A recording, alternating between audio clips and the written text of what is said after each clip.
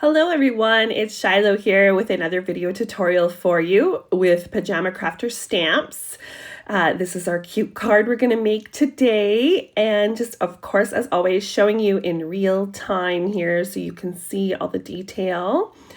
So this has a little bit of a fun fold on the front panel with this cute little fox peeking out, and then it's just a regular A2 card. We will be using the Christmas Peaks today, and then some of the confetti. So I have It's a Celebration here, and we'll also be using the opalescence.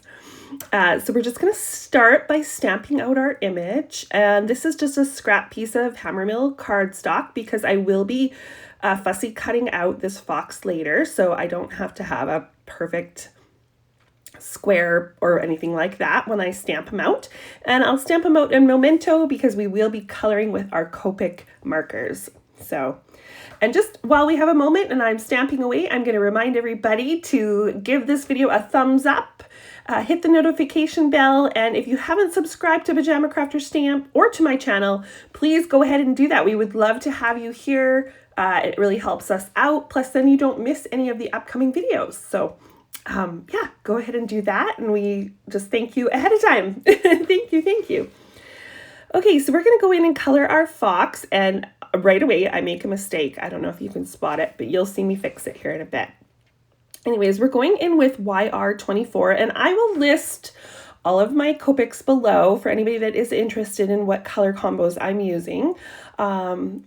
I kept it kind of simple today because the fox is a pretty big image, and then of course we just have that big bunch of greenery, so there's not a lot of colors, but still it works out great. So, and I kind of went down on the center of his nose. I don't know. Oh, here's me fixing my mistake. Pause there. So where his cheek is there, I started coloring in the orange, but realized, oh, his face at that point will be white, and so I kind of tried to push.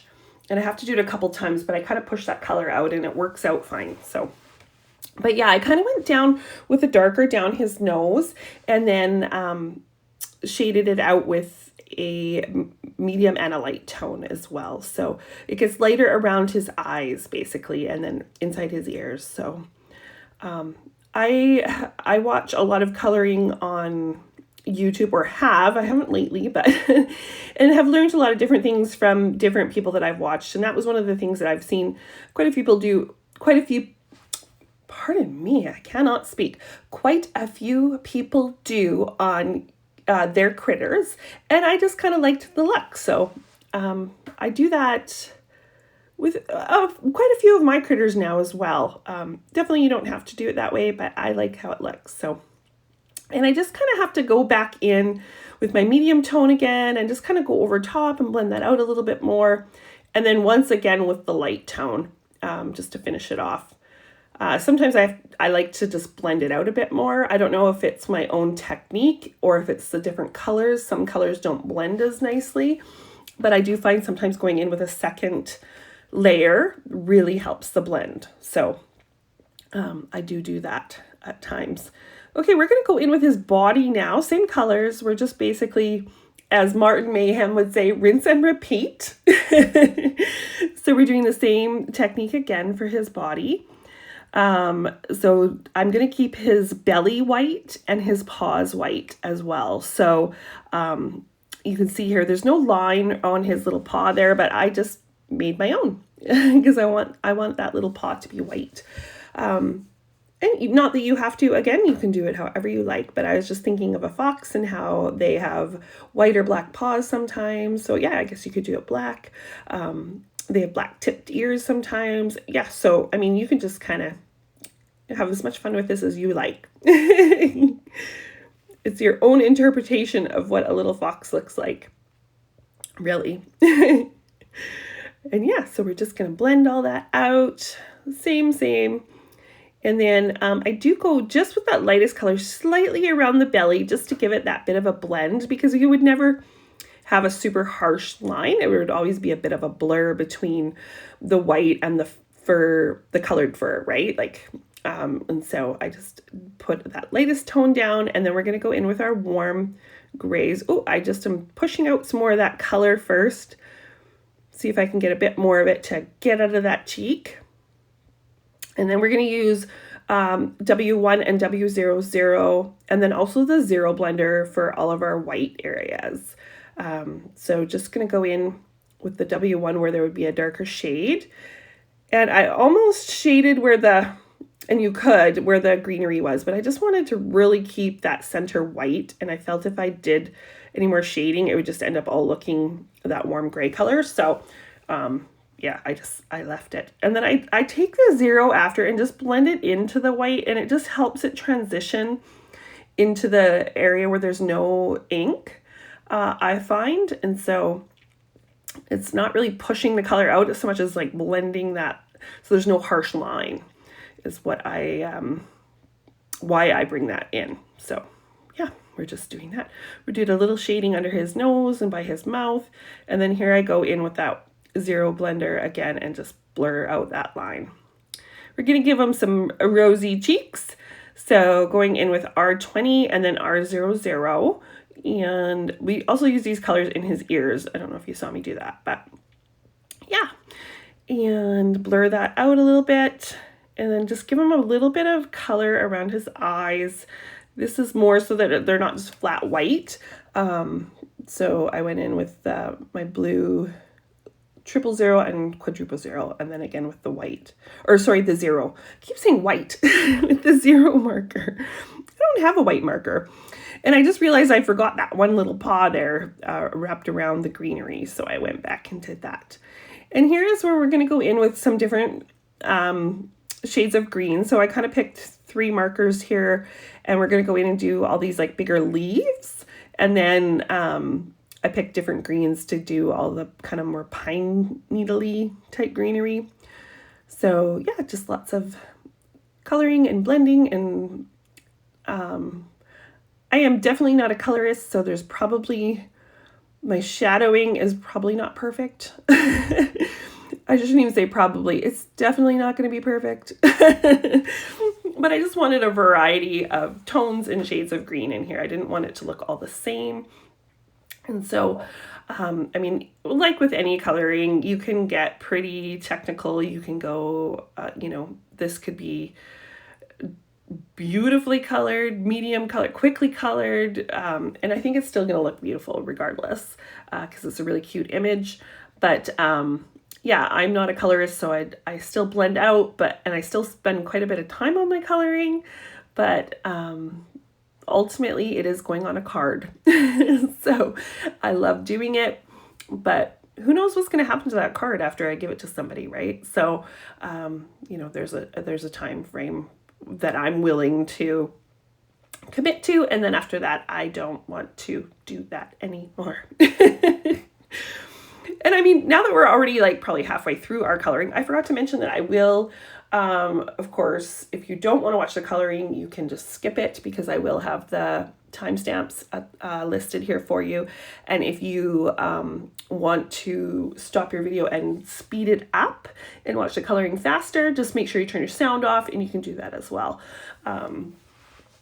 In my video editing program, I don't have the option to make this go any faster. This is the fastest speed it'll let me speed this up. So, but that would be some interesting feedback. Would you guys like the coloring to be sped up faster, or do you like the idea that you can just skip it if you want? Are you liking the speed that it's at? This is double speed. So, or would you, yeah, like I say, I could do it faster potentially if I could figure out where and how to do that. So, because my current editing system doesn't allow it, but yeah, that would be interesting feedback anyway. Or do you want me to skip the coloring altogether? That's the other option too. I mean, I could just not include the coloring and just have my colored image all ready for you when I start my video. So, because the coloring does make the videos a bit longer. So, I mean, let me know what you guys are thinking.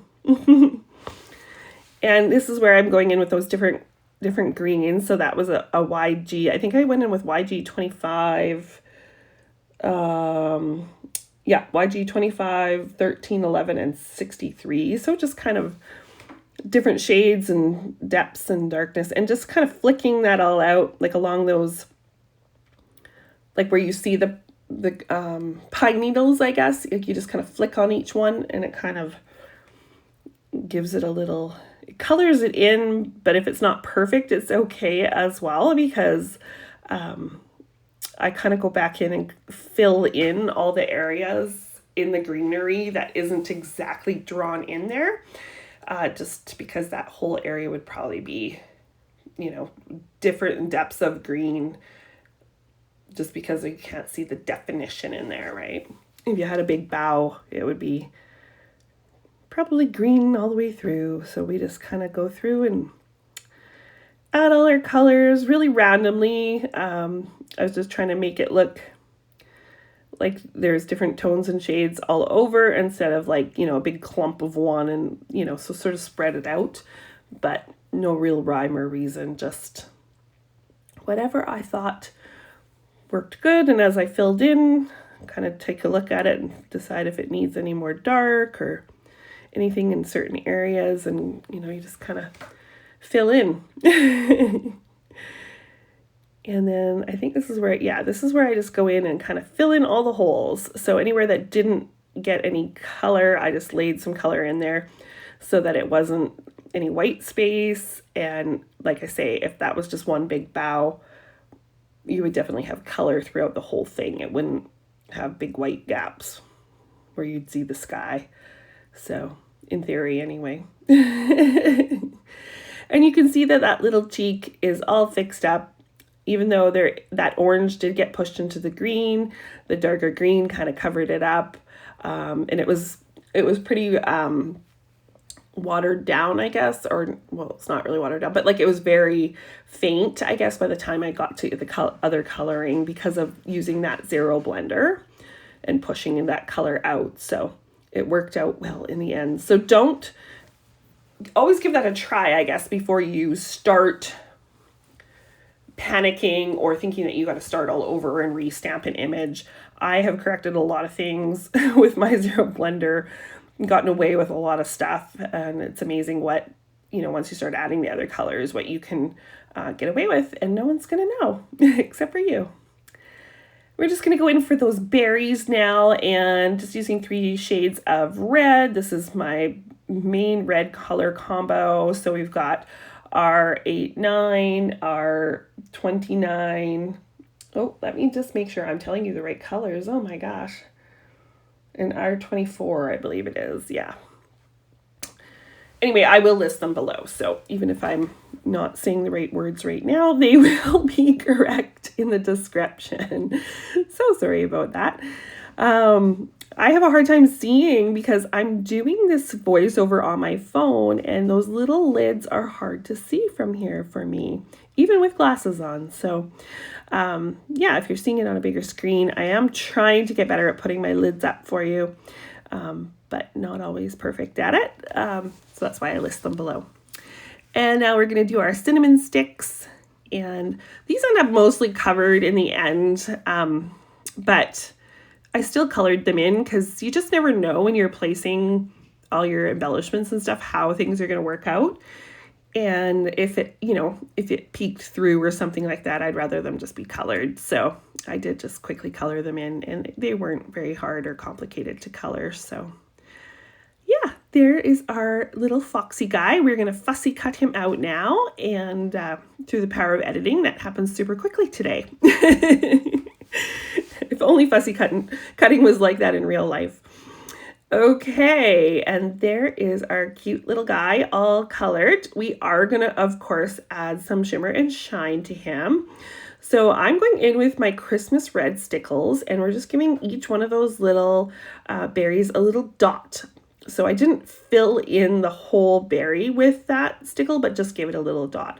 You can do it all over if you want. Just keep in mind the colored stickles do cover up all your coloring. So whereas the clear ones, you can kind of see it through. But anyway, and then we're going to put some glossy accents on his eyes and on his nose. And of course, we'll just set that all aside so it can dry. And now we're going to work on our assembly of our card. So because we're making this little window image, you could have done a side folding card. In retrospect, a side folding card might have been kind of cool, or even a Z folding card. but I was not sure how this was going to go when I first started. So I just did my typical A2 top folding card and then went from there. So this is how it ended up. But I mean, you could certainly do any kind of fold that you want. We were just cutting down some panels here of the pattern paper that I'm going to use. So there's going to be 3 panels because we're going to have 2 for the flap that opens, or the door that opens, or the window, I guess, and then 1 for the base of the card. So you can see here, I'm flipping over that one piece. So that basically we've got the front side is that black piece and the back side is this wood grain. So I've got the 2 sides that I don't want squished together in the middle, if that makes sense. And I'm just using some temporary adhesive to attach those together because we are going to die cut through both of those at the same time. So I just have this window die in my stash. You could use any window die. You could use a rectangle. You could use an arch. Anything that you have in your stash is fine. And then I cut through both of those pieces at the same time. So I just lined them up nicely and I'm just running them through my die cutting machine. And that's why I attached them together. And that's why I wanted to make sure that they were facing the correct way. So that they wasn't I could have skipped a bunch of this for you, sorry. But that way, and you'll see here, I am going to save. So see, when you flip it over already, it's got the right, on both sides, it has the right pattern that I want. If that makes sense. I hope this is making sense. It's probably easier to watch it than to listen to me attempt to explain. But and we're going to peel those apart because we're going to do a little bit more to those panels now that they're cut out. But that is what we wanted, was we wanted that shape. And I'm just showing you, I'm going to do a little stitching. So I stitch around the edge of each of those pieces. And I also have here a piece of acetate. So with this larger piece that I have, so this is just a bigger piece than my original frame that's cut out. I'm cutting out a piece of acetate to make my window. So again, if you're using a square or rectangle, you just do something bigger than your original hole so that it has an edge, right? So that it has something where you can attach adhesive to. And that was a little trick that somebody told me. So if you're having a hard time with your dies cutting your acetate, if you run it through your machine with a piece of paper underneath, it cuts out beautifully. And you know what? It has worked like a charm for me. Every time that I have tried to cut it out without that, I have struggled. And since putting that piece of paper underneath, it has worked amazing. So whoever told me that little tip, or I saw it in a video, or I don't know where, thank you. And I'm passing it forward. So, okay. So I am just getting this ready to put that acetate down. I want to sandwich it in between my 2 window pieces here. We'll call these the window pieces. So we're going to attach it to the back side of one of my patterns. It doesn't really matter which one. And now we're going to sandwich these 2 pieces together. So just putting adhesive on so that I can align up that other piece of pattern paper that has the window cut out of it.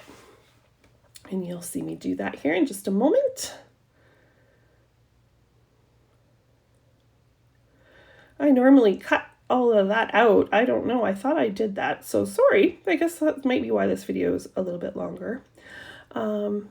Anyway, that's okay. It is what it is. Just making sure that that's nice and even and straight as much as possible. And there we go. And then now we have our window pane in between those 2 patterns. So that is exactly what I wanted. And you can see that I saved the scraps that came out of there. So this gives me my my frames or whatnot. Now you could do this plain. You don't have to add this detail in. Since this die cuts them out, I did. But if you left it just as a plain window, that would be okay too. So it's really whatever you have in your stash, of course. So just to give some contrast, I am using a white color on the front side with the black, and then this side here we're going to use the black on to give contrast to that wood. So, but I mean, again, you could cut this out of different colors if you wanted. I just thought I would recycle the paper that I had, so that's like the pieces that had already cut out, so that's what I did. But do whatever works for you. Okay, so that's going to be our little window piece. So that is the piece that will flap open on the front of the card. And I'm just going to show you how I decided to attach that. So a little differently than normal, I used some washi tape. I had some Christmas washi tape floating around, so I thought, well, this is a good time to use it. And so this floral piece, or this berry piece, is the piece that will attach to the front card base. And now we're just going to take a second piece of washi and line that up. So we're kind of like making a little binding out of the washi tape, if that makes sense. Okay. So it looks like a little card all on its own at the moment. So side folding card basically is what we've created. Okay. So now we're going to take the back of that berry piece and we are going to attach it to our A2 card base.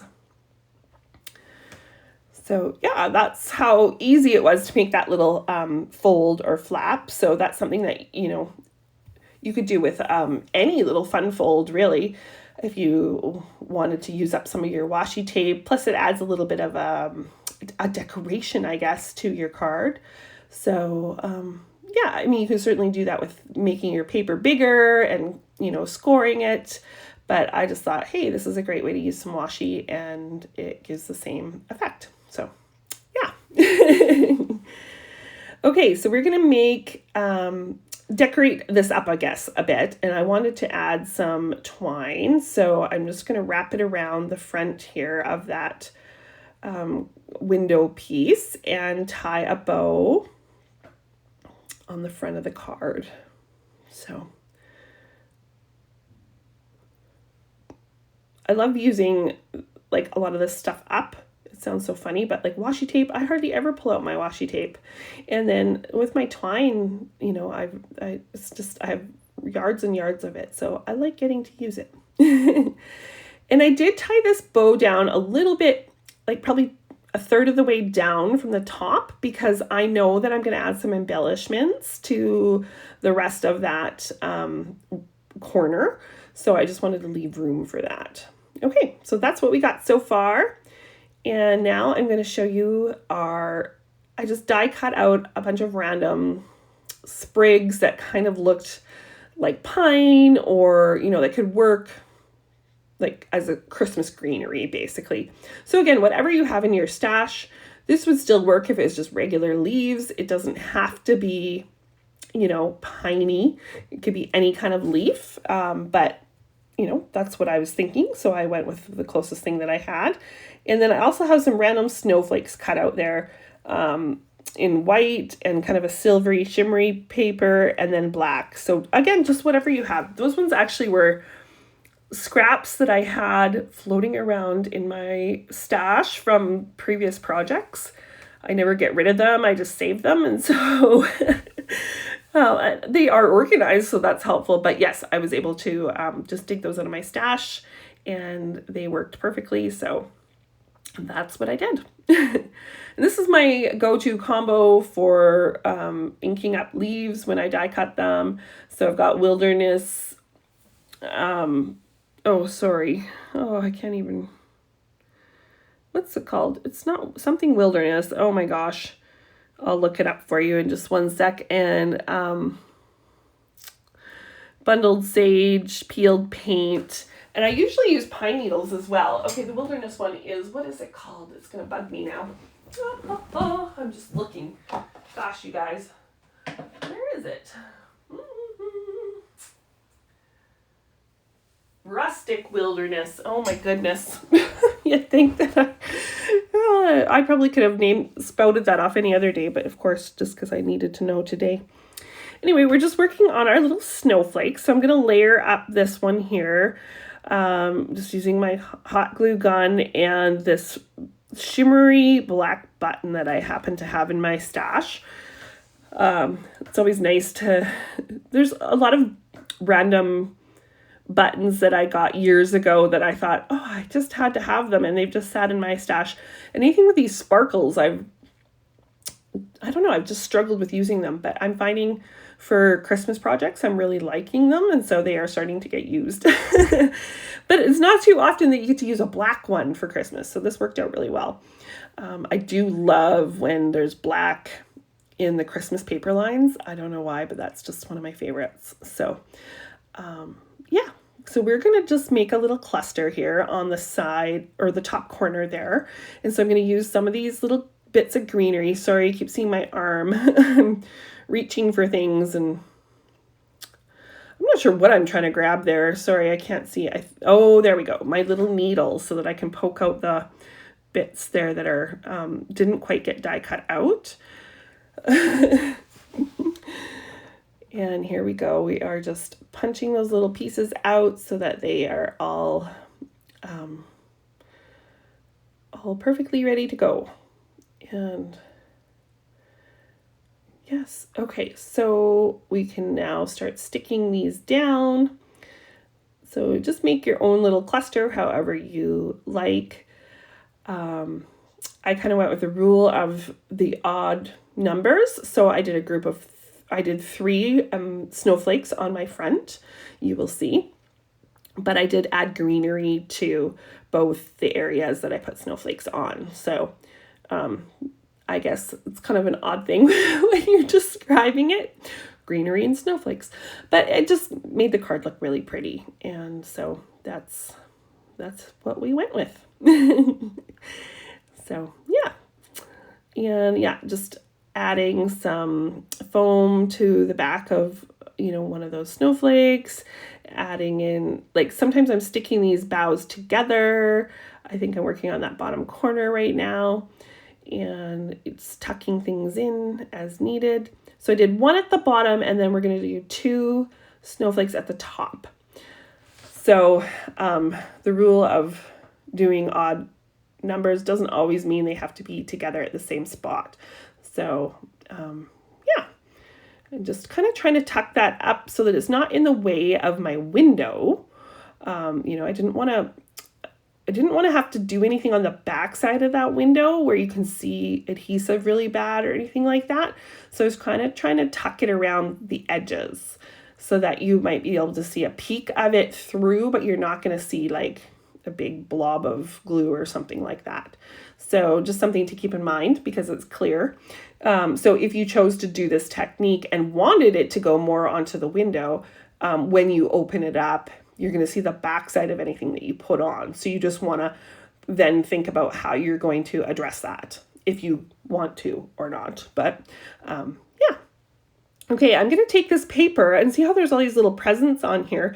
I cut out a bunch of them because we're going to use them for embellishments. So you can just see here, I've got some greenery left, I've got some presents left, and we are going to work on the inside of our card now.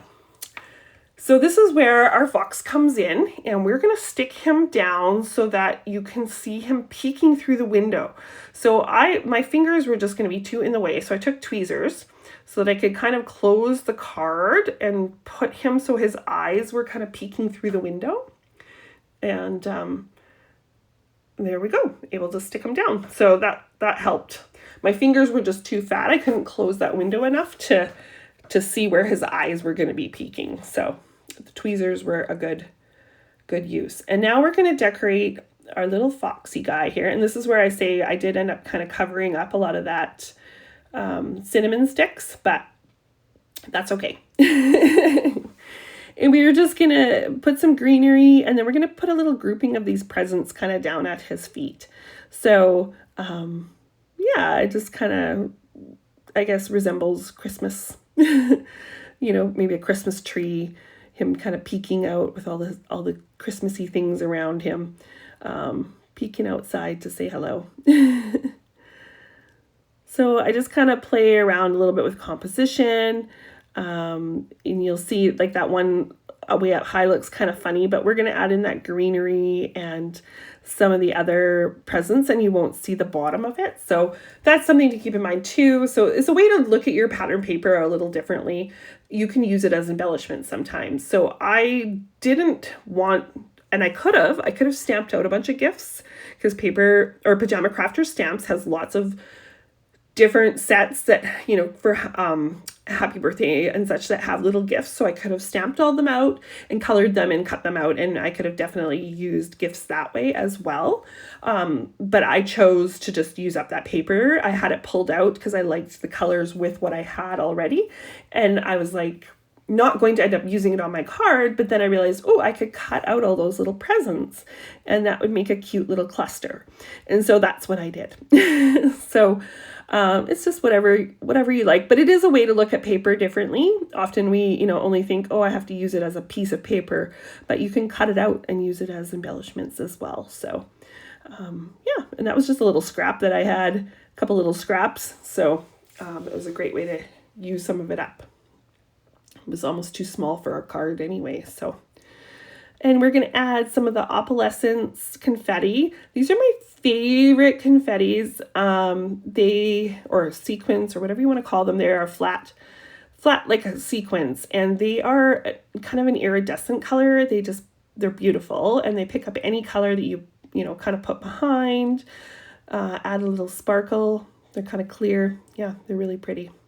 And then it's a celebration. It has black, gold, and kind of a silvery clear color. And so I just used a couple of the black ones to center up those other snowflakes, because that one bigger snowflake had that black button. So it just kind of makes it cohesive and adds a bit more sparkle.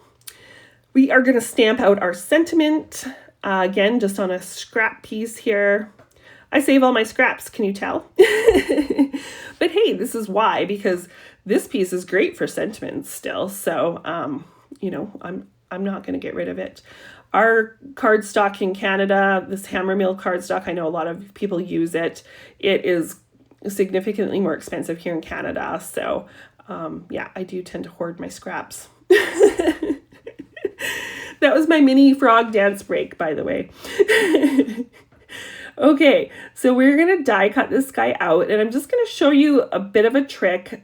I don't know how well it will translate here, but you can see that my sentiment die is a bit bigger than I want it. So I'm just lining it up on the one side there to where I want it to be. I'm going to run this through my die cutting machine, but I'm not going to run it through all the way. So I ran it through, you'll see here how far I cut it. I do show you. So I didn't run it all the way through. See, it didn't cut all the way through. And now I'm going to take the other side and line it up where I want. But you want to just make sure that when you put that die onto the cut area, that it almost like fits into the groove. Like you'll feel it kind of slide in. So you want it to fit in there. And then when you run it through your die cut machine, don't run it all the way through. Just run that part that wasn't cut before through. So you just kind of go a little bit through and then back it up. And it cuts out most of the time perfectly. Every once in a while it doesn't, but yeah, it's a little trick to shorten up your dies when you need to. And then to stick that on, I just put the adhesive on the window there so that it didn't end up showing through. And this is our finished card. Just showing you all the little fun bits, and now you can see some close-ups here, and that is it for today, you guys. I hope you give this card a try. Let me know. I would love to see what you do. Have a great day.